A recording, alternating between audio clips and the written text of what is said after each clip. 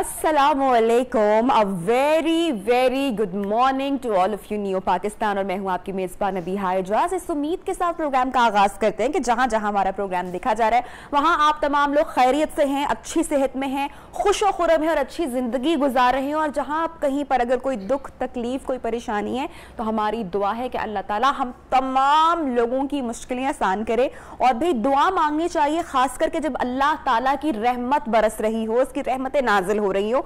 बारिश किसी के लिए रहमत बनकर आती है, किसी के लिए जहमत बनकर आती है। तो हम आज की जो बारिश हो रही है लाहौर में और इसके साथ साथ पंजाब के दीगर इलाकों में, आई एम श्योर हम यही दुआ करें कि अल्लाह ताला ये बारिश किसी के लिए भी जहमत बनकर ना आए और ये रहमत ही रहे हम तमाम लोगों के लिए। और कहते हैं कि बारिश का जब मौसम हो, अच्छा मौसम हो, तो दुआ मांगनी चाहिए। एक जब आप सफर कर रहे हो किसी भी सूरत में, अपने शहर से, अपने घर से, अपने ठिकाने से दूर हूं, तो सफर की दुआ जो है वो रद्द नहीं होती, रोजे की हालत की दुआ रद्द नहीं होती। और जब सब अल्लाह की रहमत बरस रही हो यानी कि बारिश हो रही हो तब भी दुआ रद्द नहीं होती। तो मैंने आज ये चीज़ अपने नोटिस में मैं लेकर आई कि अचानक मौसम देखकर, गरजते बादल देखकर, बादलों की घन गरज सुनकर जो बाहर काली घटाएं छाई हुई थी वो देखकर एक अजीब सी एनर्जी, एक पॉजिटिविटी मेरे अंदर आ गई। बड़े अच्छे गाने सुनते सुनाते जनाब ऑफिस का, घर से ऑफिस तक का रास्ता तय किया और मिजाज में खुशगवार तब्दीली महसूस हुई और अल्लाह ताला का शुक्र अदा किया कि उसने हमें कितनी सारी नेमतों से नवाजा हुआ है। आपने कभी सोचा है कि हम रोज सुबह जब उठते हैं तो हम कितनी एक दूसरे से लड़ झगड़ रहे होते हैं, शिकायत कर रहे होते हैं, नेगेटिविटी में इन्वॉल्व होते हैं। और अल्लाह ताला ने जो हमें इतना कुछ उसका जो अता किया हुआ है, जो उसका करम है, हम उसको इग्नोर कर रहे होते हैं। तो जनाब हमें अल्लाह ताला की इन सारी चीज़ों पर शुक्र अदा करना चाहिए कि उसने सबसे पहले तो हमें सेहत दी है, हम बोल सकते हैं, सुन सकते हैं, देख सकते हैं। तो हम खुशनसीब हैं कि उसने हमें सेहत की दौलत से नवाजा। और खुशनसीबी है क्या? ये कोई बड़े बड़े बंगले होने का नाम नहीं है, किसी स्टेटस का नाम नहीं है। खुशनसीबी अपने आप में खुश रहने का नाम है, जो हम नहीं करते। हम हर वक्त तनकीद बराए तनकीद करते रहते हैं। तो आज से आप भी अपने आप से वादा करें और मैं भी करूंगी कि जो हफ्ते के 5 दिन हम लोग मुंह फुला के फिरते रहते हैं ना, गुस्सा करते रहते हैं, ये हमने नहीं करना है। अल्लाह का शुक्र अदा करना है। और जैसे बारिश को देख के आज मेरे साथ साथ आप तमाम लोगों का मूड अच्छा हो गया होगा, ये मूड अगर हम कोशिश करें कि रोजाना सुबह उठकर अल्लाह के शुक्र के साथ खुशगवार मूड में ही, मिजाज में ही उठें, तो मेरे ख्याल से हमारे आसपास के लोग भी खुश होंगे और हम खुद भी तंग नहीं होंगे। पता है हमें इन सारी बातों का, मेरे कहने से क्या होता है जनाब। अच्छा जी, बहरहाल प्रोग्राम में आगे बढ़ते हैं और प्रोग्राम का आगाज करते हैं। और मेरा पेन ये उड़ के पीछे चला गया। अच्छा जी, आज हम बात करेंगे हमारे प्रोग्राम के फर्स्ट सेगमेंट में फर्स्ट एड की अहमियत पर। मैं कभी कभी सोचती हूँ कि खुदा ना खास्ता कि कोई घर में या कहीं पर कोई छोटा मोटा हादसा अगर पेश आए तो हम में से कितने लोग अवेयर होते हैं कि हमें फौरी तौर पर इब्तदाई तिब्बी इमदाद किस तरह से देनी है। और कल यानी कि हफ्ते को सैटरडे को जनाब फर्स्ट एड का जो आलमी आगाही दिन है, अवेयरनेस, वो भी है। तो चूंकि कल हमारा शो ऑफ होता है इसलिए हमने जुमे को यानी कि आज के दिन ही ये सेगमेंट रखा है। और हमारे साथ इस सेगमेंट पर अवेयरनेस के लिए मौजूद हैं मेहमान Deeba Shahnaz, she is head of community and safety rescue services. Thank you so much Deeba ji, पहले भी आपसे मुलाकात हो चुकी है और आपने बड़ी ज़बरदस्त टिप्स भी थी हमारी ऑडियंस को। मेरे ख्याल से बहुत ज़रूरी है कि हम फर्स्ट एड की अहमियत उजागर करने के हवाले से बात करें। अस्सलाम वालेकुम, थैंक यू वेरी मच कि आपने इनवाइट किया और बहुत इंपॉर्टेंट टॉपिक पे किया। हालांकि कल आपका प्रोग्राम नहीं था उसके बावजूद। और मौसम के हवाले से आपने बात की कि अल्लाह का शुक्र अदा करना चाहिए, तो मैं अल्लाह का शुक्र इसलिए भी अदा करती हूँ कि एक ऐसी ऑर्गेनाइजेशन का से मेरा ताल्लुक़ है जो ज़िंदगियाँ बचाने में जिसका किरदार है। और फर्स्ट एड का भी जो मकसद है वो एक्चुअली ये है कि बर वक्त आप किसी को मदद दे दें हॉस्पिटल पहुँचने से पहले और उसकी ज़िंदगी बचाने में मावन साबित हों। और फर्स्ट एड की अहमियत तो आपको मतलब फ़ीमेल्स को ज़्यादा इसको फ़ील होती है, क्योंकि वो जब घर में अकेली होती हैं, खुदा ना खास्ता किसी को कार्डियक अरेस्ट हो जाए, कोई और चीज़, तो वो पैनिक हो जाती है कि क्या करना है। अगर किसी को फर्स्ट एड आती होगी तो वो घर से ही मतलब किसी के आने तक या गाड़ी के पहुंचने तक उसको बर वक्त प्रोवाइड करेगा, जिससे ज़िंदगी बच सकती है। और ख़ास तौर पे इस साल जो 2021 का थीम है फर्स्ट एड का, जिसकी हिस्ट्री 2000 से शुरू हुई थी। International federation of red cross and red crescent societies ने एक्चुअली ये दिन मनाना शुरू किया और फिर दुनिया भर में ये मनाया जाता है। इसका पर्पज़ भी यही है कि फ़र्स्ट एड की आगाही ज़्यादा से ज़्यादा आवाम को हो, फर्स्ट एड की तरबियत ज़्यादा से ज़्यादा लोगों को हो और उसको बचाया जाए। और हर साल इसका कोई ना कोई एक थीम होता है जिसके ऊपर वर्किंग हो रही होती है। और इस वक्त जो ग्लोबल इशू बना हुआ है वो रोड क्रैशेस का बना हुआ है, रोड क्रैशेस का बना हुआ है। और जो इस साल बनाया जा रहा है वो इस अज़्म के साथ बनाया जा रहा है कि फ़र्स्ट एड से रोड सेफ्टी को इंश्योर किया जाए। तो first aid and road safety के लिए भी सबसे जो लीडिंग ऑर्गेनाइजेशन इस वक्त काम कर रही है वो रेस्क्यू 1122 है, जो इस वक्त तक 97 लाख लोगों को रेस्क्यू कर चुकी है। और हम तो 24/7 अवेलेबल हैं, 7 मिनट में आपके पास पहुंच जाते हैं। लेकिन ज़रूरत इस अमर की है कि हमारी जो कम्युनिटी है वो ट्रेंड हो, और वो इस तरह ट्रेंड हो कि उसकी जो मदद है किसी रोड ट्रैफिक क्रैश के विक्टिम के लिए ज़हमत ना बने। Absolutely right. और ऐसे में मैं सबसे पहले तो सलाम पेश करना चाहूँगी हमारी 1122 हमारा जो इदारा है, उसमें जितने भी लोग उसके साथ कनेक्टेड है, they are working really good. लोगों की जिंदगियां बर वक्त बचाने का ये जो काम है, I am hats off to all of them, जो इतना खूबसूरत काम कर रहे हैं फॉर ह्यूमैनिटी। जनाब, ऐसे में आपने बिल्कुल दुरुस्त फरमाया कि जो रोड सेफ्टी के या जो रोड एक्सीडेंट के मामलात हैं वो बहुत ज़्यादा आए दिन देख रहे हम होते हैं। और पिछले कुछ ही अरसे में मैंने भी कुछ ऐसे बहुत सारे इंसिडेंट्स, ऐसे एक्सीडेंट्स देखे हैं रोड पे जो खतरनाक एक्सीडेंट का अफराद शिकार हुए। और चूंकि लोगों का आपको पता है हुजूम भी हो जाता है, एकदम से पैनिक भी लोग कर जाते हैं और उसकी वजह से मामला खराब हो जाते हैं, क्योंकि 1122 को पहुंचने में एक सर्टन टाइम तो लगेगा ना ऑब्वियसली। तो उससे पहले अगर लोगों में आगाही होगी तो वो किसी की जिंदगी बचा सकते हैं। जी, सबसे पहले तो जब आप कोई हादसा देखें तो वो डिजास्टर टूरिज्म वाला एक कॉन्सेप्ट है, उससे अवॉइड करें। आपकी जो वहाँ पे प्रेजेंस है वो मीनिंगफुल होनी चाहिए। नंबर 1, आप तो इमरजेंसी सर्विस को फौरन कॉल करें, क्योंकि आपको पता है एक हादसा हो गया और उन्होंने उसी ट्रैफिक से गुजर के आना है जिसमें आप कभी कभी स्टक हो जाते हैं। तो उस दौरान आपको अगर फर्स्ट एड आती है तो आप कोशिश करें कि पेशेंट अगर बेहोश हो चुका है और कार्डियक अरेस्ट में चला गया है तो आप दिल बहाल करें, जिसे CPR कहते हैं, कार्डियोपल्मोनरी रिससिटेशन। कार्डियक अरेस्ट आजकल जो यंग अफराद है उनमें भी हम देख रहे हैं कि बहुत ज्यादा केसेस सामने आ रहे हैं। क्या करना चाहिए वक्ती तौर पे अगर इस तरह से किसी शख्स जी, CPR में बहुत कम टाइम होता है। अगर आप वेट करते रहेंगे और खुद ट्रेंड नहीं है तो बहुत मुश्किल हो जाएगी कि वो बंदा सरवाइव कर सके। तो ये एक आर्टिफिशियल मेथड जिससे रिवाइव करना, ऑक्सीजनेटेड ब्लड जो आपके दिल के अंदर ऑक्सीजन वाला खून होता है, बेसिकली उसको पंप करके दिमाग तक पहुंचाना होता है जब तक आपकी सर्विसेज पहुंचती या आप हॉस्पिटल में पेशेंट को लेके पहुंच जाते, दोनों सूरतों में। उसमें ये होता है कि बिल्कुल पेशेंट को स्ट्रेट लिटा के उसके सीने को आप नहीं सांस दे सकते, आप छोड़ दें, आपको कराहत होती है कि शायद वो जख्मी है, तो आप सिर्फ उसके सीने पे between nipple line straight elbow के साथ आप उसको कंप्रेशन दें 2.4 इंच डीप तक, क्योंकि आपका जो दिल है वो पसलियों की केज में है ना।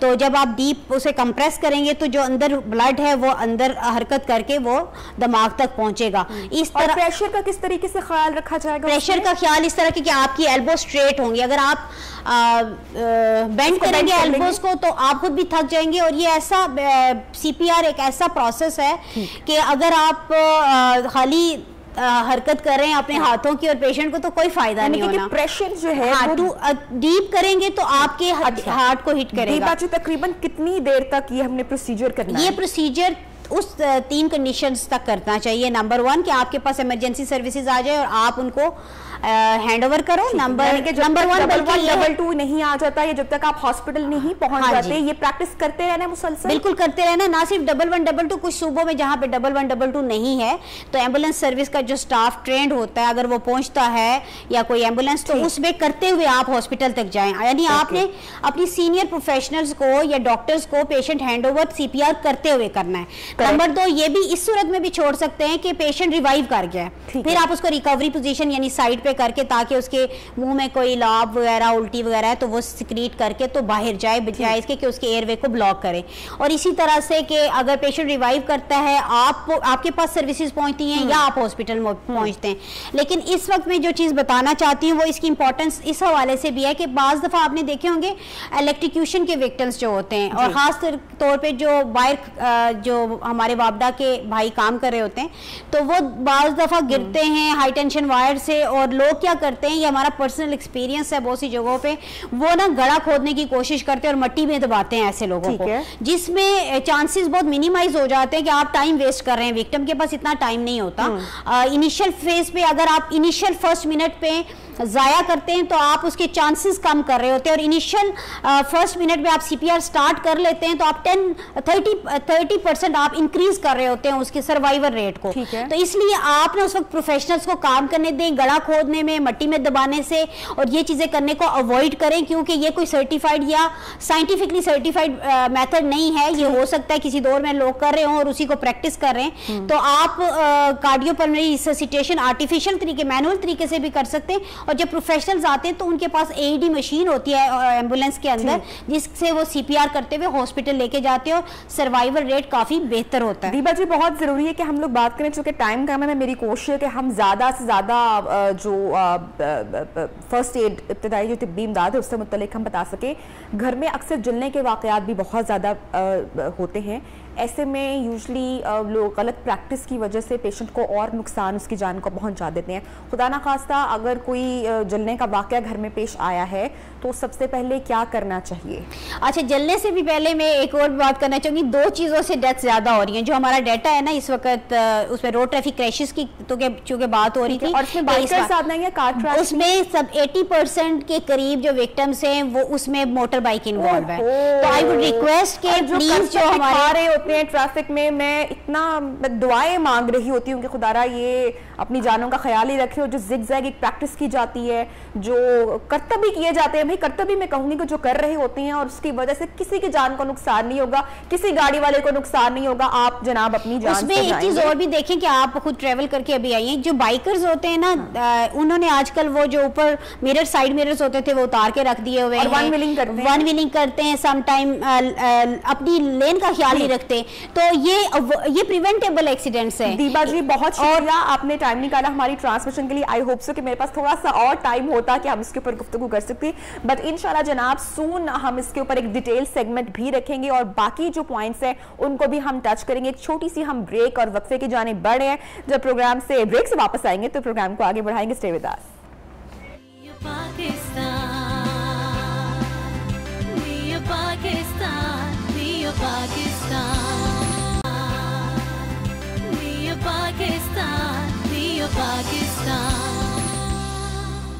वेलकम बैक जनाब। प्रोग्राम में आपको खुशामदीद कहते हैं। और जनाब, झूठ और सिर्फ झूठ, लगता है कि भारतीय मीडिया अब सिर्फ झूठ बोलने का ही काम कर रहा है। वैसे तो खुद भी बड़ी तनकीद का शिकार होता है अपने ही मुल्क में, लेकिन कभी तो पाकिस्तानी कबूतर से घबरा जाता है, कभी पबजी टाइप गेम्स के वीडियो क्लिप्स जो है उनको अपने मीडिया पे अपलोड करके कहता है कि पाकिस्तान जो है वो इस तरह की कार्रवाई कर रहा है। और हर वक्त झूठ का पलंदा, झूठी खबरों, जाली खबरों का एक तूफान बर्पा किया होता है। तो जनाब, आज के प्रोग्राम में भारतीय मीडिया को मुंह तोड़ जवाब भी देंगे। जो बेबुनियाद खबरों का भारत की जानिब से अंबार लगा दिया गया है, चाहे सर्जिकल स्ट्राइक का मामला हो, पुलवामा हमले की बात हो, या फिर वादिये पंजशेर में पाकिस्तानी मुदाखलत का झूठा प्रोपोगंडा हो, भारतीय मीडिया को सिर्फ एक ही काम है और वो ये है कि पाकिस्तान से मुताल्लिक झूठी खबरें फैलाना। ये भी आपको बताएं कि जो अफगानिस्तान और पाकिस्तान का जो सारा झूठा प्रोपोगंडा भारतीय मीडिया ने रचाया, उसकी तकरीबन 60% कवरेज झूठी निकली, जाली निकली। ये बात सबको मालूम है। इसी के ऊपर बात करेंगे जनाब। हमारे साथ जो एनालिस्ट मौजूद हैं, colonel retired ZI Farooq Cheema साहब।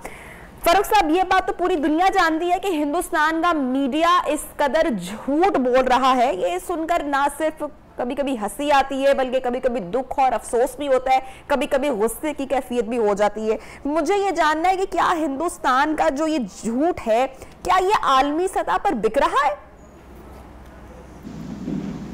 देखिए, आलमी सतह पर एक माहौल बना हुआ है और वो ये है कि झूठों को तस्लीम किया जाए। अपने जो जत्थे भरे हुए हैं, जो ग्रुप हैं, वो झूठों को तस्लीम करते हैं। यही इराक में हुआ, गुड़ बोलते रहे और एंटी पाकिस्तानी। यही जो लेने आए थे अफगानिस्तान में, तो ये एक तरह का माहौल बना हुआ है जिसके अंदर भारत बहुत एक्टिव है। लेकिन हर कदम पर उनको एक अजूमन का सामना करना पड़ता है। लेकिन दरअसल होता क्या है कि शर्म तो उसको होती है जिसको शर्म आए। जब इतनी बुरी तरह इनको पूछा गया कि जनाब आपने उनके अपने मीडिया ने, उसके बाद उनके चीफ के पास भी कोई जवाब नहीं था, लेकिन इसके बावजूद अपना प्रोपेगेंडा इतनी दफा करते हैं। पर एक उसका फायदा उनको ये होता है कि आम शहरी जो तरदीद का वहां नहीं होता तो उनकी बात तो सुनती, एक उनको मुतासर कर सकता है। और दूसरा ये है कि बाकी जो आलमी अदारे होते हैं वहां पर वो अपनी आवाज बेस बनाता है।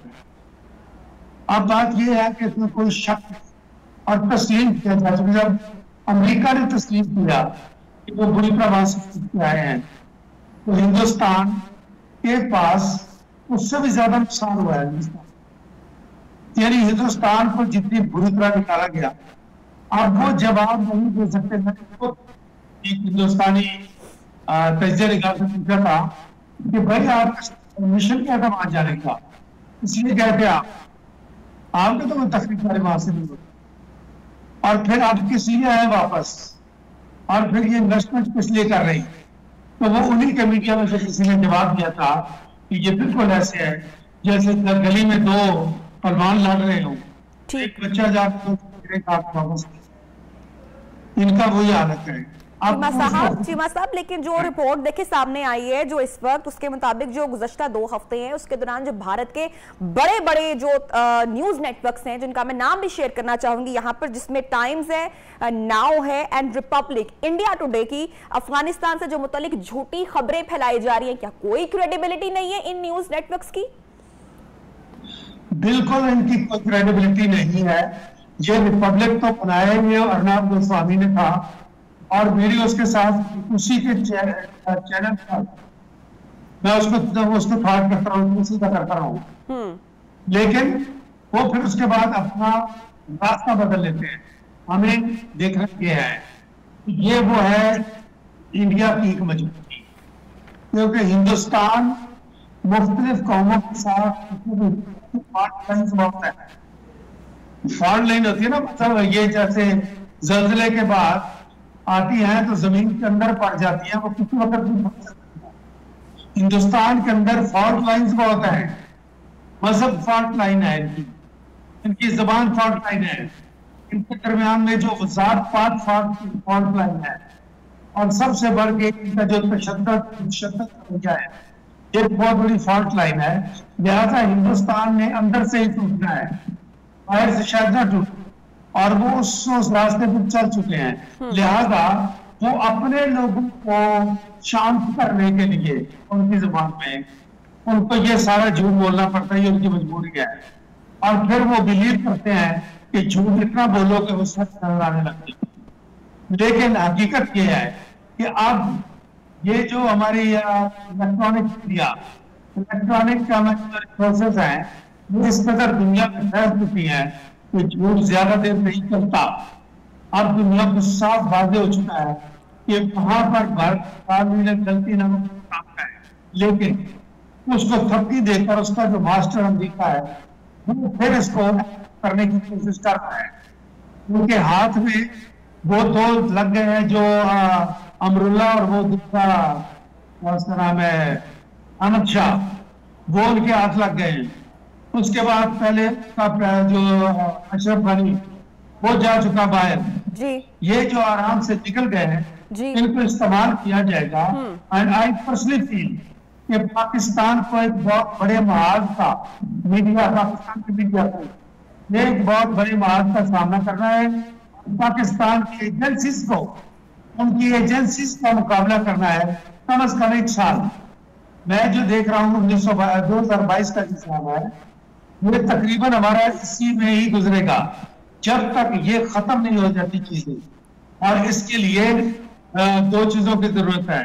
हमें अपने आप मुद्दत करना है अंदर से हमारे अंदर के लोगों को इस्तेमाल करेगा। चीमा साहब, अब मेरे ख्याल से वक्त है कि भारत जो अपनी चालबाजियां दिखा रहे हैं, और जिस तरह से आपने भारतीय सहाफी अर्नाब गोस्वामी का भी जिक्र किया, मेरे ख्याल से पाकिस्तानी, भारतीय और पूरी दुनिया में जो लोग हैं, अगर वो भारत की अपनी ही बनाई हुई फिल्म डी देख लें तो उनको पता चल जाएगा अर्नाब के बारे में कि वो कितना मंझा हुआ सहाफी है और उसकी सहाफत की बेस क्या है, जो अपनी कुर्सी से कूद कूद कर और 10 फुट ऊंचा ऊंचा जाकर किसी और की बात नहीं सुन सकता। यहां पर इस किस्म की भारत में सहाफत हो रही है। बहरहाल सारी दुनिया इस बात से वाकिफ भी है। अच्छा, ये एक वीडियो क्लिप हम इस वक्त अपनी ऑडियंस को दिखा सकते हैं न्यू न्यूज की स्क्रीन पर। इसमें हम वाज़ेह तौर पर देख सकते हैं कि एक वीडियो गेम है जिसका RMA3 के जो मनाजिर हैं उसको वादिये पंजशेर पर पाकिस्तानी फजाई हमला बनाकर पेश किया गया। ये बात मेरे ख्याल से बड़ी, मुझे तो हंसी आ रही है इस बात पर।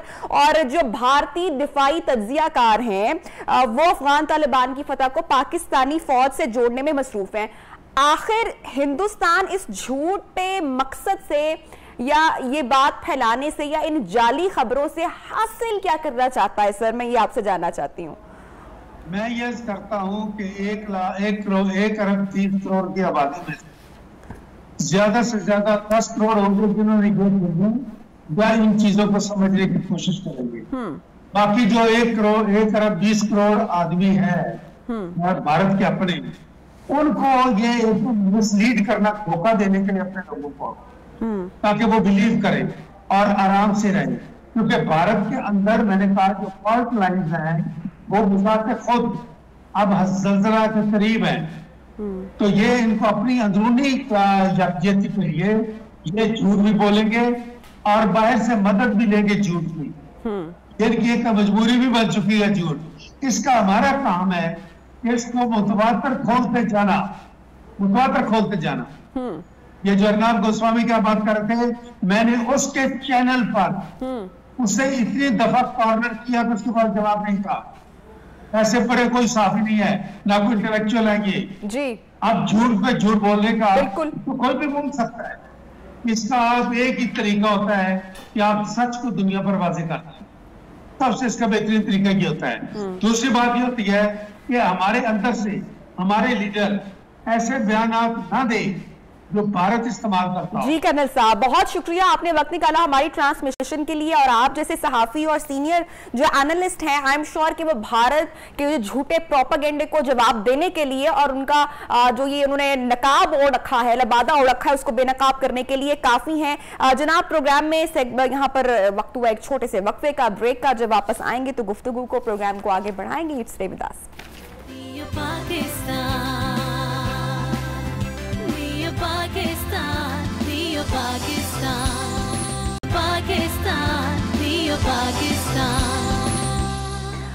वेलकम बैक जनाब। प्रोग्राम में आपको एक मरतबा फिर से हम कहते हैं खुशामदीद। और पाकिस्तान के जब भी यंग टैलेंट से मुलाकात होती है जो आलमी सतह पर पाकिस्तान का नाम रोशन करते हैं और एजाज़ात और अवार्ड्स अपने नाम करते हैं और उनके काम को, उनकी काबिलियत को सराहा जाता है, तो यकीन करें कि जो दिन का आगाज होता है ना और जो खुशी होती है आपसे मुलाकात करके वो दुगनी हो जाती है ऐसे पाकिस्तान के टैलेंट से मुलाकात करके। और मुझे खुशी महसूस हो रही है कि आज ऐसे ही यंग टैलेंट से आपकी मुलाकात हम करवा रहे हैं जिन्होंने पाकिस्तान का नाम आलमी सतह पर रोशन किया है। जनाब, जो कि ग्लोबल म्यूजिक अवार्ड में इनकी दुनिया भर में 3री पोजीशन आई है और इनका गाना नजर, जो कि आज हम इनसे सुनने भी वाले हैं इन आवर प्रोग्राम, फरमाइश भी उनसे करेंगे और इसको बहुत सराहा गया है, बहुत पसंद किया गया है। सो जी, फर्स्ट ऑफ ऑल हमारे साथ मौजूद हैं गुलकार नमान मलिक और उनके साथ guitarist Saim. Congratulations. Thank you so How much. are you? कैसे I'm हैं good. आप? How are you? मैं बिल्कुल ठीक ठाक हूँ सबसे जनाब। पहले तो थैंक यू, आपने इनवाइट किया ऑन योर शो और आप लोगों का बहुत बहुत शुक्रिया। और आप सुनाइए, सब खैर खैरियत? मैं बिल्कुल ठीक ठाक हूँ। It's my pleasure to have you on my show. तो सबसे पहले जनाब बताएं कि बड़ा अच्छा भाई, पूरी दुनिया में जहाँ से इतने मुख्तलिफ लोग आर्टिस्ट पार्टिसिपेट कर रहे हैं वहाँ पे आपने ये अवार्ड अपने नाम किया है। So how does it feel? It's actually like बहुत एक प्यारी फील है कि आप जैसे आप पाकिस्तान के लिए मतलब बहुत कुछ करते हो तो यार आपके एक अलग फील होता है, वो आई थिंक सो आप डिस्क्राइब नहीं कर सकते। ठीक है, वो आप सिर्फ इमोशंस होते हैं, आपकी फीलिंग्स होती हैं। आई नो कि वो एक सिचुएशन जो थी वो मैं जानता हूँ या मतलब कि वो एक सिचुएशन बहुत मज़े की भी थी और एक क्रिटिकल भी थी और मतलब बहुत टफ भी थी, क्योंकि जो कि म्यूज़िक अवार्ड जो हैं वो ऑल ओवर द ग्लोब जो हैं, सबसे पहले उसका एक राउंड्स थे, जैसे नेशनल राउंड था, फिर कॉन्टिनेंटल राउंड था, फिर ग्लोबली राउंड था। तो पहले मुझे लग रहा था कि ज़रा आसान होगा नेशनल राउंड भी, लेकिन नेशनल राउंड में भी माशाल्लाह 18 पाकिस्तान से मतलब लोग थे और माशाल्लाह उसमें बड़े जो वेल इस्टेब्लिश आर्टिस्ट भी थे उसमें। और माशाल्लाह अल्लाह ताला ने इज़्ज़त रखी, पहले नेशनल में जीता, फिर उसके बाद कॉन्टिनेंटल में जीता और कॉन्टिनेंटल फर्स्ट आया और सिर्फ Pakistan actually secured 3rd position in global music awards, ठीक है। लेकिन जो मेरा गाना है वो hip hop, R&B and soul में पूरी दुनिया में फर्स्ट पे है। That's great. तो हम आपसे जनाब, ऐसा कैसे हो सकता है कि नुमान आए और इस गाने को इतना सराहा गया हो, उस गाने की फरमाइश ना करें? इट्स नॉट पॉसिबल यार। तो नुमान ज़रूर ज़रूर ज़रूर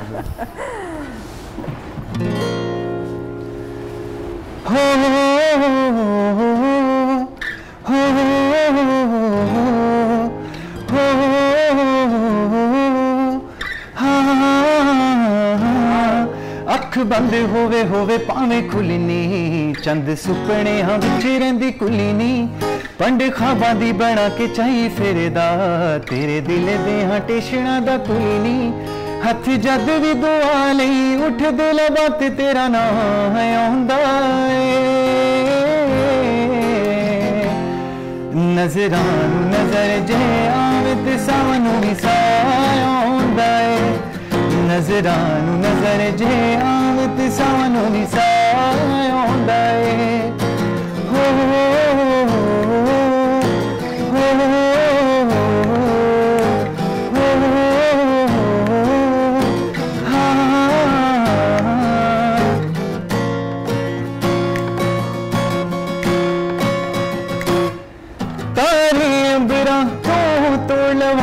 हो जुल्फ दे विच पिरोहे, चन वेख आप हैरान होवे, चन में आया फिर होए, तारे अंबरां तो लवा देवा जुल्फ दे विच पिरोहे, चन वेख आप हैरान होवे, चन में आया फिर होए, हर फुल दी तमन्ना तेरे जुड़े च जगह चाहुंदा ए,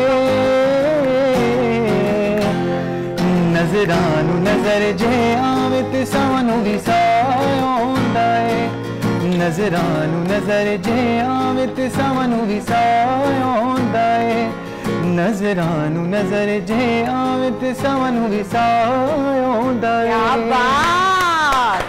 तालियां जनाब, तालियां, बहुत उम्दा। यूजुअली जब बड़े बड़े सिंगर्स भी आते हैं ना तो अक्सर जो है वो लाइव गाने से, आज मैं राज भांडा फोड़ देती हूँ, तो लाइव गाने से कतरा रहे होते हैं। And I am so glad आपने इतना खूबसूरत गाया, इतना अमेजिंगली गाया। अच्छा, कौन है आपका फेवरेट सिंगर? कौन है सबसे फेवरेट सिंगर? मैं सबको सुनता हूँ, मतलब मैं नुसरत फतेह अली खान भी सुनता हूँ, मैं इमरान खान जो अनफॉरगेटेबल जो था वो भी सुनता हूँ, मतलब मैं सिद्धू मूसेवाला भी सुनता हूँ, मैं दिलजीत दोसांझ भी सुनता हूँ, मैं आतिफ असलम भी सुनता हूँ, मैं अपने पाकिस्तानी आर्ट में। It depends on mood as well, but आपकी लिसनिंग पावर बहुत स्ट्रांग होनी चाहिए एज एन आर्टिस्ट। मतलब मैं I always talk to Saim about this कि आर्टिस्ट की ना एक लिसनिंग स्किल्स बहुत स्ट्रांग होनी चाहिए, बिकॉज मैं हमेशा जब भी अपने गाने करता हूँ तो कभी कभी ऐसे होता है कि एक दफ़ा गाना बनता है तो मुझे नहीं अच्छा लगता, क्योंकि वो दौर अब चेंज हो गया है, music and everything is now changed.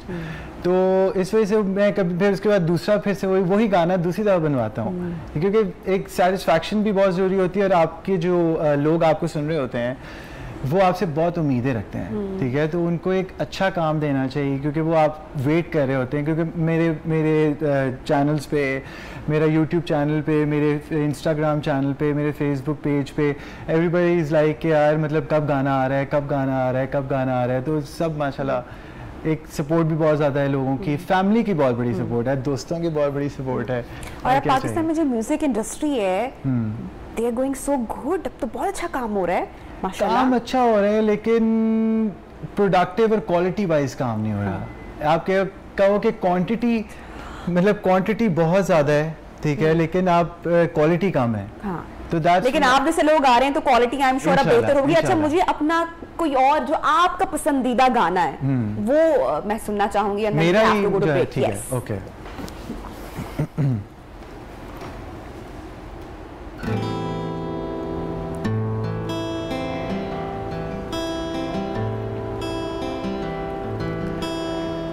हिजर तेरे दे रोग मार मुकाया सजना तिसे दानी मुड़ कोई राह।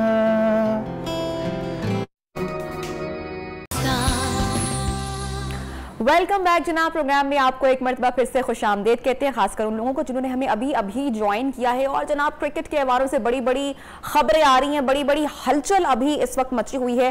तो सब लोगों की नजरें खासकर क्रिकेट फैंस की इस वक्त क्रिकेट पे खासकर जमी हुई हैं कि क्या होने जा रहा है। ऐसे में जब खासकर जो कोचेस हैं वो मुस्ताफी हो चुके हैं, उन्होंने इस्तीफा दे दिया है और कुछ कंफ्यूजन की सूरत हाल भी है, हम आपसे शेयर करेंगे। अभी इस वक्त आपको पता है कि जो टीम है वो न्यूजीलैंड सीरीज के लिए रावलपिंडी भी रवाना हो चुकी है, फिर इंग्लैंड सीरीज आने वाली है, वर्ल्ड T20 सर पर आन खड़ा है।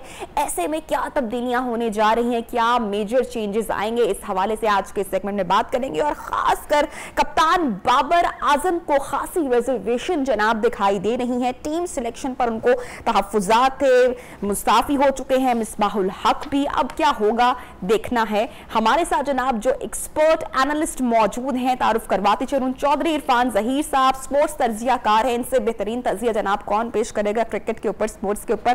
तो जनाब सबसे पहले तो हमें बताएगा, क्रिकेट टीम वर्ल्ड T20 के लिए सिलेक्ट अब कर ली गई है, कैसे समझते हैं आप? एक बैलेंस टीम है, अच्छी टीम तैयार हुई है?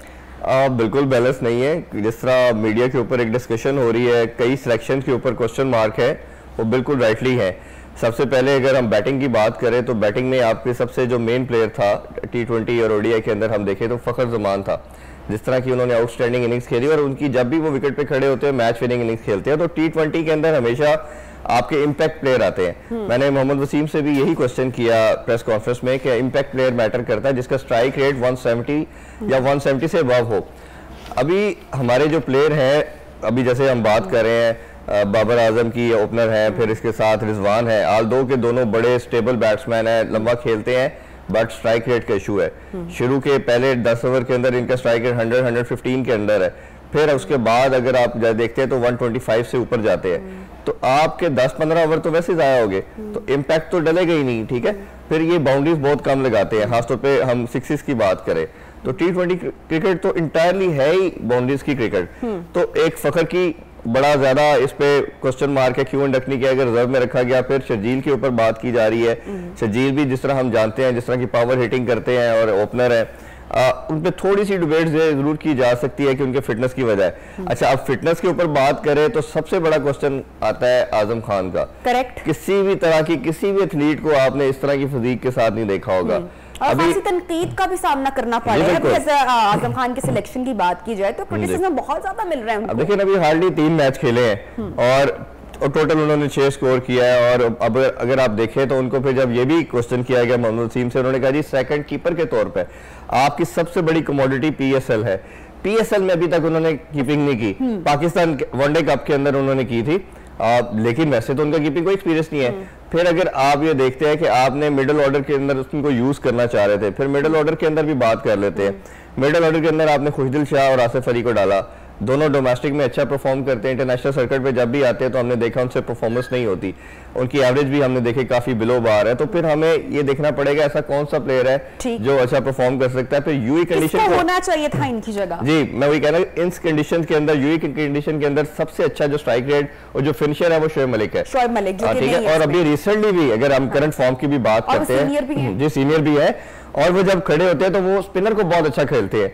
क्योंकि आपने देखा कि कल अब सारी टीम अपनी अनाउंस कर रही है अपनी टीम्स को, तो सबसे जो अच्छा देखा हमने चीज कि सब टीम्स ने स्पिनर 3-3, 4-4 स्पिनर रखे हैं, क्योंकि यूए की कंडीशन के अंदर वो बहुत वाइटल रोल प्ले करते हैं, पर्टिकुलरली T20 क्रिकेट के अंदर। तो आपके पास ऐसा कोई बैट्समैन ही नहीं है स्पिनर को अच्छा खेले, तो ये मेरा ख्याल है बड़ी ज्यादती थी बैटिंग के अंदर। हमने देखा जाए कि शोएब मलिक को ऐड नहीं किया गया। अच्छा, इसका इफेक्ट भी हमें क्रिकेट में दिखाई दे सकता है अब आगे जाकर जब ये सीरीज स्टार्ट। मेरा ख्याल है ये उनके लिए लास्ट वर्ल्ड कप होना था और हमें उनकी एक चांस भी है पाकिस्तान का बिल्कुल ओबियसली रहता है। और मेरा ख्याल है कि ये इस तरह सीनियर प्रोज होते तो बड़ा मैटर करता बैटिंग के अंदर। तो जिस तरह हमने नाम लिए, ये 3 पर्सन ऐसे थे, प्लेयर ऐसे थे जिनको डेफिनेटली इंडक्ट होना चाहिए था। अगर इसी तरह बॉलिंग के अंदर भी बात करें तो बॉलिंग के अंदर भी हमें सबसे पहला नाम नजर आता है वहाब रियाज का और मोहम्मद आमिर का। मेरा मानना यह है कि आल दो के अभी रिसेंट पास में अगर देखें तो कोई बहुत आउटस्टैंडिंग परफॉर्मेंस नहीं है, बट वहाब की फिर भी बेहतर रही है। अभी 100 बॉल दोनों ही खेल रहे हैं, तो एक क्योंकि आपका जब बड़े प्लेटफॉर्म पे जाते हैं ना तो गेम सारी आ जाती है नर्व्स की, प्रेशर की गेम आ जाती है। ये बच्चों को आप अगर लेके जाएंगे, हारिस रऊफ को हमने बड़े टाइम से कैरी कर रहे हैं, हमने देखा जब उनके गेस हिटिंग होती है तो वो पैनिक कर जाते हैं। इसी तरह आपने देखा कि आपने 2-3 साल से उस्मान कादर को भी लेके गए, अभी उनको भी नहीं साथ रखा, ठीक है।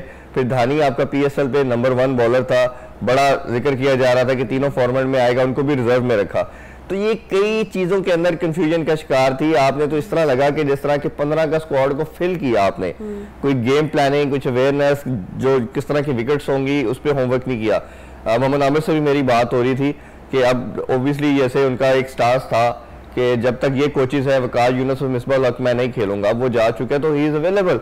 बड़ी उनकी तो कंडीशनल एक किस्म की रिटायरमेंट थी। अच्छा यहाँ पर इरफान साहब, जो कप्तान साहब हैं उनकी भी खासी जो रिजर्वेशंस हैं वो दिखाई दे रही हैं और वो बहुत ज्यादा कंसर्न्स भी हैं, और जो खबरें गर्दिश कर रही हैं कि उन्होंने शर्जील खान, फहीम अशरफ, फ़खर ज़मान और उस्मान कादर का जो नाम है वो स्क्वाड का हिस्सा बनाया था और उसके ऊपर कोई खास रिस्पॉन्ड नहीं मिला। इस हवाले से क्या खबरें गर्दिश कर रही हैं? अब बिल्कुल ये ठीक बात है कि उन्होंने उस पर कंसर्न शो किया, कुछ प्लेयर के ऊपर, फ़खर के ऊपर भी किया है, सरफराज को भी उन्होंने इवन कहा है कि आजम की जगह इनको होना चाहिए था। और इसी तरह जिस तरह बाकी भी फहीम की बात की, तो ये कुछ वो लोग थे जो 2-3 साल से टीम के साथ थे। अब मैं कल न्यूज़ देख रहा था कि राशिद खान जो अफगानिस्तान टीम के कैप्टन है, उन्होंने भी उन्होंने कैप्टनसी छोड़ दी इसी वजह से कि उनके बोर्ड ने उनसे इनपुट नहीं लिया। विराट कोहली का मैं देख रहा था कि विराट कोहली को उन्होंने वीडियो कॉन्फ्रेंस पे लिया क्योंकि विराट कोहली ऑलरेडी इंग्लैंड में सीरीज में बिजी है, तो उनके चेयरमैन सिलेक्शन कमेटी ने और पूरी टीम ने उनको ऑन कॉल लेके उनसे पूछा हर प्लेयर के बारे में। तो जिसने प्लेइंग 11 को ग्राउंड में खिलाना है, लड़ाना है, अगर आप उनसे इनपुट नहीं लेंगे तो बहुत जाती है। तो बाबर आजम की एक और चीज भी अब नजर आ रही है कि बोर्ड ने उन पर काफी क्रिटिसाइज भी किया और उनको समहाउ स्नब भी किया कि आप अपनी गेम पे फोकस करें, आप प्लेयर्स को छोड़ें। और मुझे तो ये लग रहा है कि जैसे ये एक र्यूमर कह लें या एक खबर है कि बहुत जल्द बाबर आजम टेस्ट की कैप्टनसी उनसे ले ली जाएगी। और मेरा मानना ये है कि शायद सिर्फ टेस्ट नहीं, उनकी जगह कौन ले सकता है? मोहम्मद रिजवान। ये भी मैं आपके शो में आज ब्रेकिंग दे रहा हूँ कि मोहम्मद रिजवान, बहुत बड़ी खबर ब्रेक कर दी है फिर हमारी ऑडियंस के लिए। जी मोहम्मद रिजवान, मुझे लग रहा है कि ये आपके तीनों फॉर्मेट के अंदर नेक्स्ट 2 से 3 मंथ के अंदर ये आपके कैप्टन होंगे। अच्छा जी, और फिर क्या जी तब्दीली आएगी हमारी टीम के अंदर? देखिए अब ऊपर से तब्दीली आ रही है ना, तब्दीली ऊपर से आ रही है। जब भी कोई नया बोर्ड आता है, नया चेयरमैन आता है, तब्दीलियां आ रही है, तो हलचल का एक समय है। आप देखिए जब भी कोई नया चेयरमैन या नया बोर्ड आता है तो वो पूरी एक अपनी टीम, पूरी अपनी नीचे टीम भी चेंज करता है और आपकी जो पाकिस्तानी प्लेइंग 11 है उसमें भी चेंजिंग आपको बहुत देखती है। सबसे बड़ी ज्यादती तो इस लास्ट जो हमारा चेयरमैन साहब थे और जो उनकी को थी उन्होंने की कि जब सरफराज और मिकी आर्चर को हटाया। आप नंबर 1 थे T20 के अंदर, लास्ट 2 ईयर से चैंपियन ट्रॉफी आपने जीती, टेस्ट के अंदर आप 4थे-5वें नंबर पे स्टैंड कर रहे थे और बड़ी अच्छी एक आपकी प्रोग्रेस चल रही थी। वर्ल्ड कप के अंदर भी सिवाय आपकी 1-2 गेम के अलावा बड़ा अच्छा आप 2019 का वर्ल्ड कप खेले, बट आउट ऑफ ब्लू आपने जाके उनको हटा दिया। इस सिचुएशन में जब इतनी इंपॉर्टेंट सीरीज सर पर आन खड़ी है, हमारे कोचेस का मुस्ताफी हो जाना भी बहुत चैलेंजिंग है। देखिए वही बात है कि आप जिस तरह आते हैं फिर उस तरह भागते हैं। पहले तो वो उनकी जिस तरह की हमने देखा कि मिसबाह हक के पास कोई कोचिंग एक्सपीरियंस नहीं था, वो तो अपनी उस क्राइटेरिया को मीट नहीं करते थे, कोचिंग के लिए एलिजिबल ही नहीं थे, तो उन्होंने आप बैकडोर से उनको लेके आए, आपने उनको अडैप्ट किया। इस्तीफा दिया नहीं गया, इस्तीफा लिया गया। मैं जी यही कह रहा हूँ कि उनको इस्तीफा जिस तरह आपने उनको बैकडोर से लाए थे, जब आप बैकडोर से आते हो आपकी वर्थ नहीं होती, तो आपको जब फिर ऑर्डर आते हैं तो आपको वे करना पड़ता है। जिस तरह इसी साथ सिमिलरली हम उसकी बात करेंगे सरफराज की। सरफराज को हम सबको याद होगा कि वसीम खान ने कहा कि आप रिजाइन करें अपनी कैप्टनसी से। उन्होंने किन बेसिस पे मैं रिजाइन करूंगा, मैं रिजाइन नहीं करूंगा, उन्होंने उनको सैक किया और उन्होंने फेस किया सरफराज ने। इन दोनों कोचेस को भी चाहिए था, वर्ल्ड कप बिल्कुल राउंड द कॉर्नर है, आप टीम के साथ चल रहे हैं, इनको चाहिए था कि इजीली कहते कि नहीं हम we are not going to resign, अगर आपने सैक करना तो सैक करे। सैक अगर पीसीबी करता, प्रेस कॉन्फ्रेंस करते कि हमारा कॉन्ट्रैक्ट 3 साल के था, हम टीम को लेके जा रहे हैं, इनकी वजह से हम छोड़ रहे हैं, ये रीजन बनी। लेट्स सपोज इन्होंने कहा कि टीम ये होनी चाहिए, उन्होंने पीसीबी ने वो सिलेक्ट नहीं की, जो भी रीजन बनती, तो उस बेसिस के अगर ऊपर रिजाइन करते तो सारों को एक इनको शायद शाबाश भी दी जाती, बट क्योंकि वो एलिजिबल लोग नहीं थे जिस तरह मैंने कहा, और पाकिस्तानी क्रिकेट को जितना डेंट ये 2-2.5 सालों में पहुंचा है शायद पहले नहीं पहुंचा।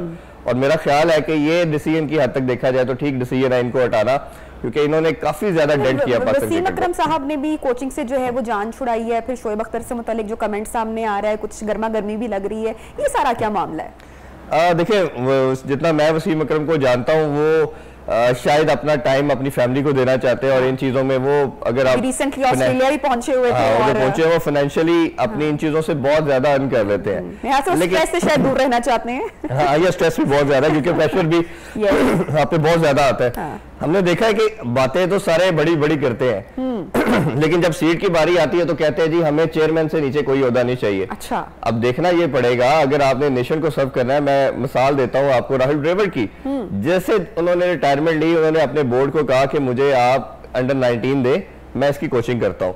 इधर पाकिस्तान में कोई भी एक्स क्रिकेटर है या तो वो पाकिस्तान का कोच बनना चाहता है अब, लेकिन जो जैसे आप बात कर रही है नई ट्रेडिशन शुरू हो रही है, जिससे भी आप बात करें सब कहेंगे मैं चेयरमैन पीसीबी होना चाहता हूं। अभी तो बड़े टाइम के बाद पहली दफा आपका एक्स क्रिकेटर चेयरमैन बना है। अब देखिएगा, अब ये दौड़ जिस तरह अभी ये सारों के दिल के जज्बात आपके सामने आ रहे हैं और हर बंदा कह रहा है मैंने चेयरमैन पीसीबी बनना है, अब ये इस दौड़ में सारे आएंगे। अब ये सारे कहेंगे देखिए आपका ऑब्जेक्टिव क्या है, इस नेशन को सर्व करना। जब आपका ऑब्जेक्टिव ये होगा कि मैंने इस कंट्री के लिए कुछ करना है, इस कंट्री ने मुझे बहुत कुछ दिया, तो फिर आपके लिए ये ओहदे ये सीट्स मैटर नहीं करते। फिर आपके लिए चाहे कोचिंग हो, चाहे आपको जूनियर लड़के की कोचिंग हो, अगर आपने लड़के प्रिपेयर करने आप तो क्या मुझे अंडर 16 दे, अंडर 19 दे, क्योंकि जो लड़का उस टाइम सीखेगा पाकिस्तानी टीम में आके कोचिंग नहीं चाहिए होती। आपने सिर्फ उस प्लेयर को थोड़ा ऑर्गेनाइज करना होता है, उसको थोड़ा मैन मैनेजमेंट सिखानी होती है। कोचिंग तो सारी निचले लेवल पे, अंडर 19 अंडर 16 पे, उस पे काम करने को तैयार कोई नहीं है। या वो डिमांड करते हैं पाकिस्तानी टीम की कोचिंग।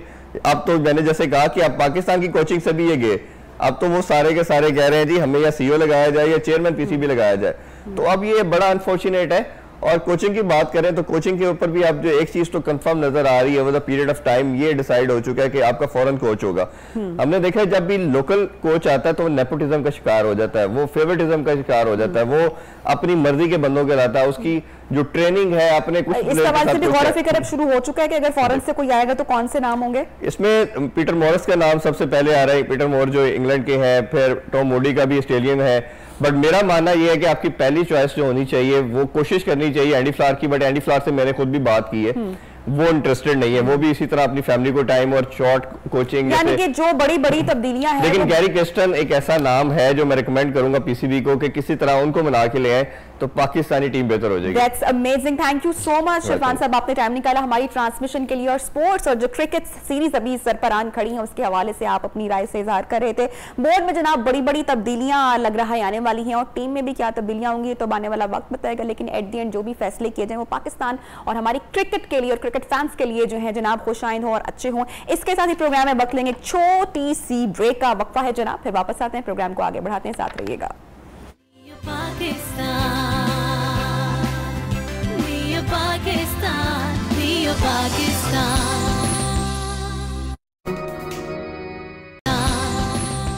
वेलकम बैक जनाब। प्रोग्राम में आपको कहते हैं एक मरतबा फिर से खुश आमदेद। और हम अगर अपनी सोसाइटी का थोड़ा सा जायजा लें, थोड़ा सा ऑब्जर्व करें तो हम देखते हैं कि हमारे मुआशरे में या शायद ओवरऑल पूरी दुनिया में ही अब जो एंजाइटी है, जो स्ट्रेस है या जो मायूसी है वो बहुत ज़्यादा जो है हमें लोगों के रवैयों में नज़र आती है। इवन के जो बच्चे भी हैं वो भी मायूस समटाइम नज़र आते हैं।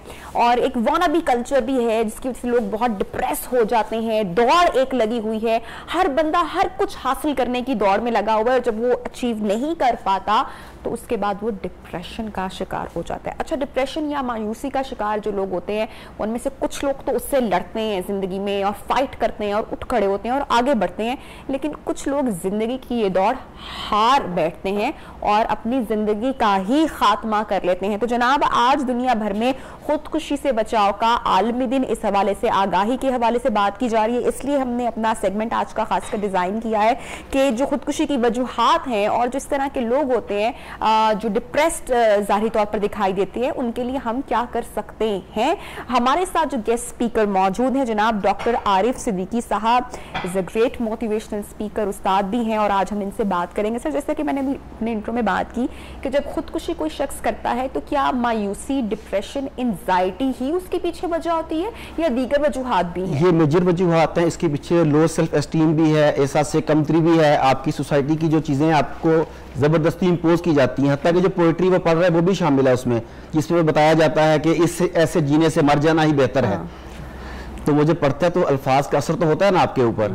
तो अभी आप जिससे बता रही हैं कि आज आलमी दिन मनाया जा रहा है, तो लगभग 8 लाख के करीब अफराद हर साल पूरी दुनिया में खुदकुशी का शिकार होते हैं। बिल्कुल। अब इतने ज्यादा अफराद अगर मर रहे हैं, तो दूसरी चीज अगर ये देखें तो 16 साल से 24 साल तक के जो अफराद है इनकी तादाद सबसे ज्यादा है। 14 साल से 24 साल 16 से 24 साल सबसे ज्यादा यंग एज के बच्चे। हाँ, एक तो है ना कि आप 50-60 साल के हो गए, कुछ कर नहीं पाए, नाकाम हो गए, बर्डन बहुत हो गया।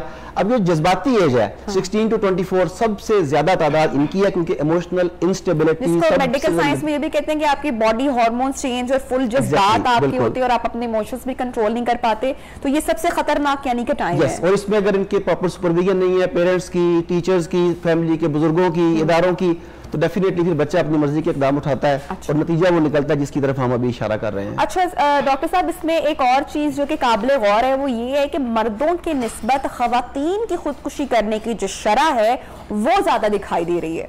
जी, इसमें एक तो इनकी इमोशनल इंस्टेबिलिटी है, दूसरा ख्वातीन को हमारी सोसाइटी में खास तौर पे थोड़ा दबाया भी जाता है किसी न किसी रिश्ते के हवाले से। कभी बेटी है, कभी बहन है, कभी बीवी है, उन्हें थोड़ा सा नेगेटिव एनवायरनमेंट को ज्यादा फेस करना पड़ता है। लेकिन ये एक पार्ट है। दूसरा पार्ट ये है कि ख्वातीन में जज्बातियत ज्यादा होती है, इंस्टेबिलिटी ज्यादा होती है, वो जज्बात में आके बहुत जल्द इकदाम ऐसे उठा लेती हैं जिसके बाद पेशेमानी के सिवा कुछ वापस नहीं बचता। तो इसके लिए बाकायदा ट्रीटमेंट भी है और इसके अलावा बाकायदा ट्रेनिंग है, काउंसलिंग है, इन लोगों से बातचीत करनी चाहिए, उन्हें जीना सिखाना चाहिए। और ये बचपन से ट्रेनिंग है, ये नहीं कि जब बच्चा खुदकुशी की अटेम्प्ट कर बैठे नाकाम हो जाए तब उसे सिखाया जाए, समझाया जाए। ये तो शुरू से ही, आगाज से बच्चों को ऐसी बातें साथ साथ बताई जानी चाहिए जो टीन एज में जवान होकर, उधेड़ उम्र होकर उनके काम आए। अच्छा डॉक्टर साहब, बानो कुदसिया का बड़ा एक मशहूर जो है वो क्लिप, वीडियो क्लिप भी है और बड़ा गोल्डन टाइम था, आपको पता है हमारा।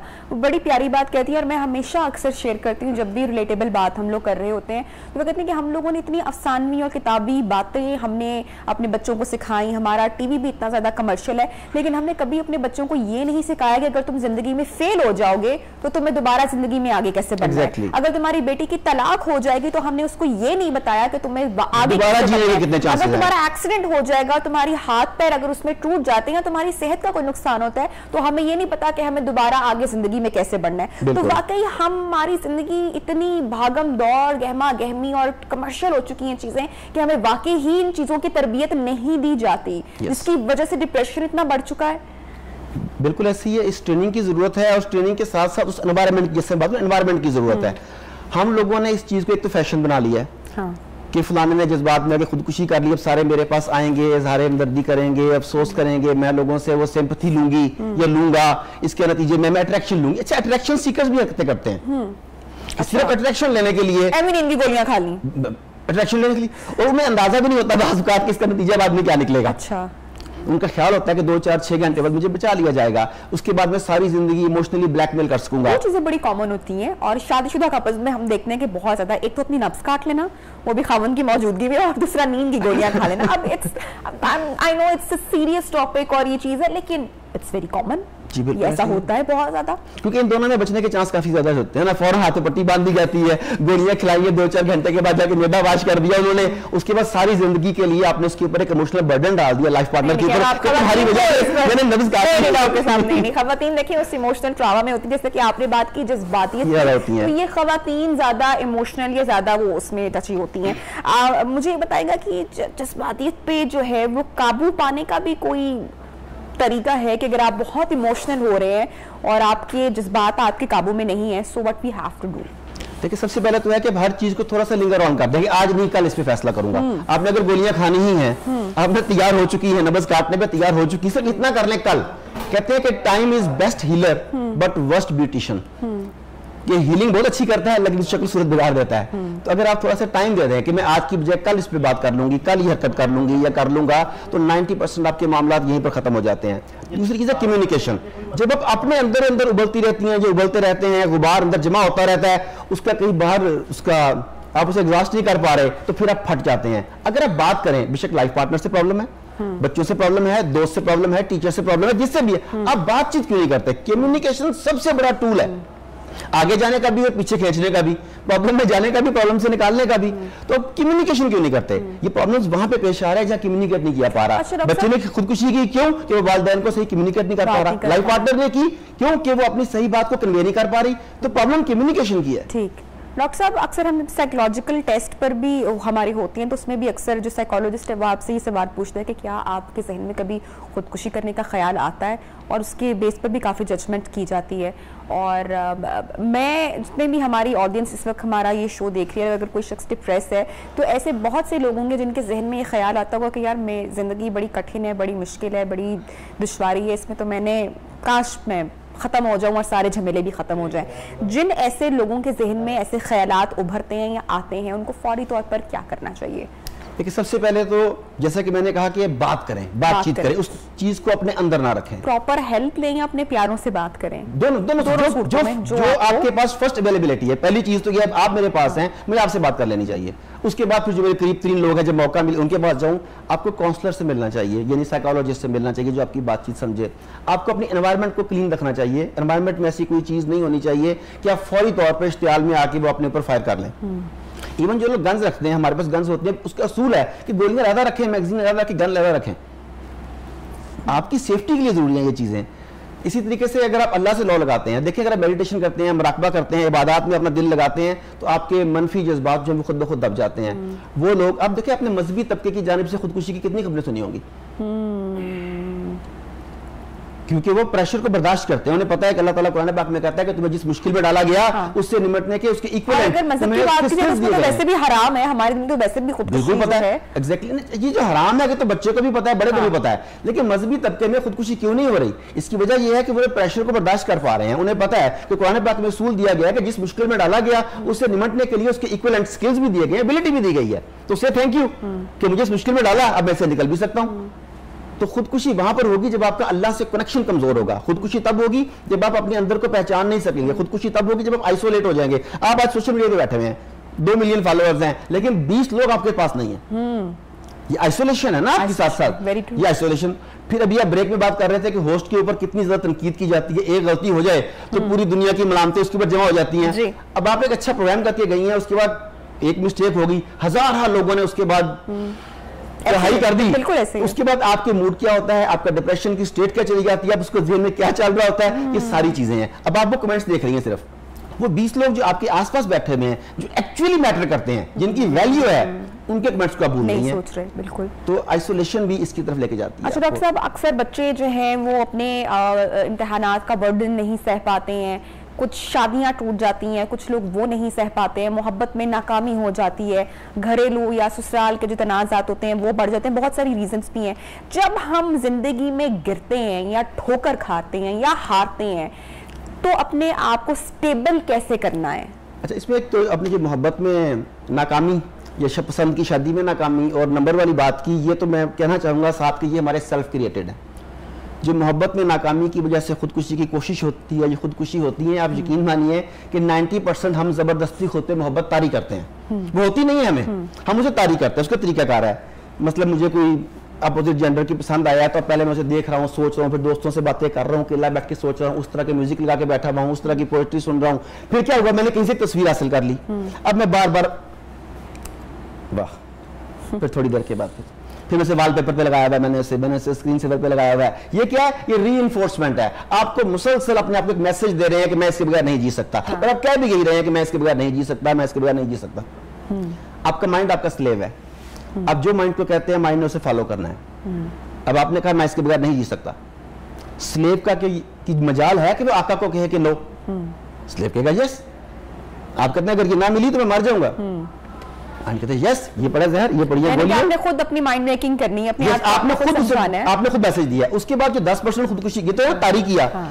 जो 10% जेन्युइन केस होते हैं, उनमें से भी 10 में से 90% जो हैं वो ये होते हैं जिन्हें असल में इंसल्ट होती है इस चीज की, उससे वो बर्दाश्त नहीं कर पा रहे होते, दिल बर्दाश्त हो जाते हैं। नहीं, दिल बर्दाश्त समथिंग एल्स।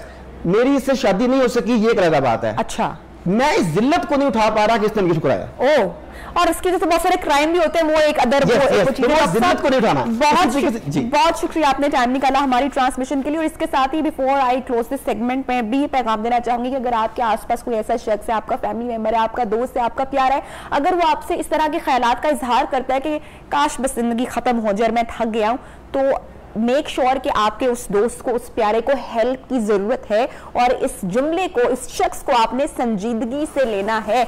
जनाब ब्रेक पर जाते हैं, वक्फे पर जाते हैं और उसके बाद अनम शेख आज किचन में क्या बना रही है। मौसम भी बहुत अच्छा है, तो जनाब देखते हैं। Stay with us.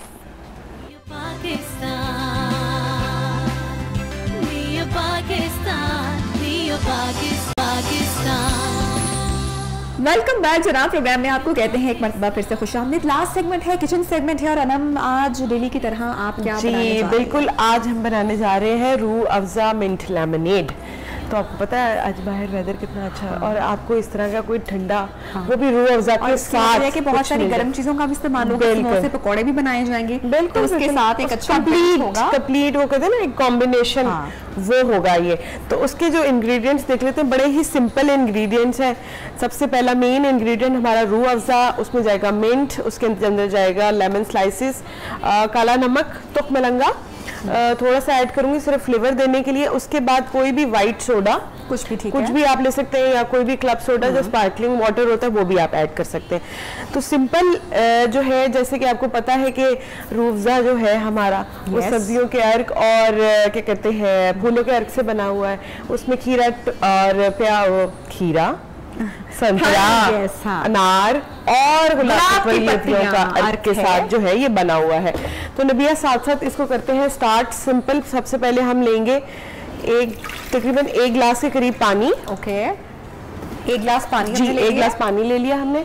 उसके बाद हम इसके अंदर ऐड करेंगे ये मिंट। अच्छा, मिंट काफी लेना है? मिंट हाँ, तकरीबन हैंडफुल आप समझ लें, 1 कप के करीब जो है इसमें मिंट जाएगा। उसके बाद इसके अंदर जाएगा रूह अफ़ज़ा।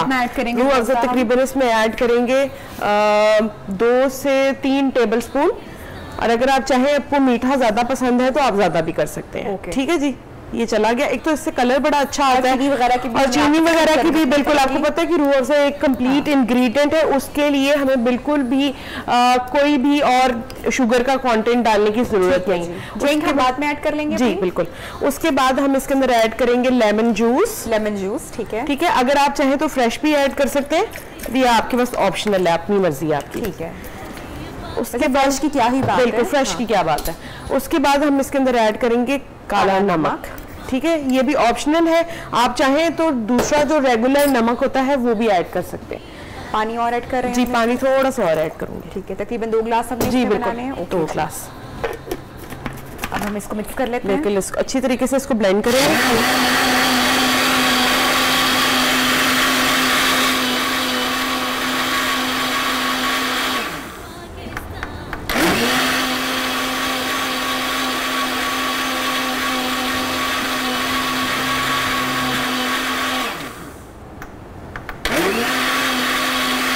चलें, हम इसको सर्व कर लेते हैं। बिल्कुल हो गया है। अब हमने क्या करना है कि सबसे पहले हम अपनी इस ड्रिंक को निकालेंगे। ठीक है, जग में निकाल लेते हैं। ठीक है। आहा, मिंट की और रूह अफ़ज़ा की खुशबू अनम, बिल्कुल बहुत बड़ी जबरदस्त सी एक स्मेल आपको पता है आ रही होगी। अच्छा, उसके बाद इसके अंदर जाएगा, हम जग में ऐड करेंगे, फिर सर्व करेंगे ताकि ग्लास में आपका ये जाएगा। इसके अंदर ड्रिंक तकरीबन 1 से 2 गिलास, आप चाहे तो इसको अपने हिसाब से अकॉर्डिंगली बढ़ा कम कर सकते हैं। बिल्कुल। उसके बाद हम इसके अंदर ऐड करेंगे लेमन स्लाइसेस ऐड कर लेते हैं। ग्लास में भी हम ऐड कर सकते हैं। ठीक है। अब हम इसके बाद अच्छा जी, और मज़ीद मिंट लीव्स और ऐड करेंगे, क्योंकि ये हमारा लेमनेड है। आप इसको जो है अच्छी तरीके से मिक्स कर ले। ओके जी, ठीक है, क्या बात है। और अभी आप इसको सर्व करते हैं। अगर ये चाहें तो आप इसमें तुख मलंगा भी ऐड कर सकते हैं, वो ऑप्शनल है। अगर वेरी रिफ्रेशिंग तो कर ले। हमारे प्रोड्यूसर साहब का जो है ना मुंह में पानी आ गया ड्रिंक को देख के, और वो कह रहे हैं सीधा जो है वो बस पीसीआर में भिजवा दिया जाए ड्रिंक। बिल्कुल, ये तो है। क्या बात है। हाँ जी, ये देख इनफ। बस थोड़ा सा मैं ऊपर से ये अच्छा ठीक है, सोडा ऐड करेंगे इसके अंदर। सोडा से क्या होता है, एक बड़ा ही अच्छा सा वो एक फर्म सी हो जाती है ऊपर जो आता है। ये देखें। और ये हमारे दोनों ड्रिंक जनाब रेडी हो चुके हैं, गर्मा गर्म पकौड़ों के साथ, ठंडा ठंडा ड्रिंक सर्व करें, मिंट ऊपर से आप ऐड कर लें, लेमन भी साइड पे चाहिए अगर आप प्लीज लगाना चाहते हैं। अनम जानी, थैंक यू सो मच, आपने इतनी जबरदस्त ड्रिंक की रेसिपी हमारे साथ शेयर की। I am gonna try it home today. आप भी ट्राई कीजिएगा, फीडबैक भी दीजिएगा, बहुत सारा ख्याल रखें, वीकेंड जनाब एंजॉय करें, मौसम एंजॉय करें और दुआ करें कि बारिश रहमत ही रहे, जहमत ना बने। अल्लाह हाफिज। Pakistan, Pakistan.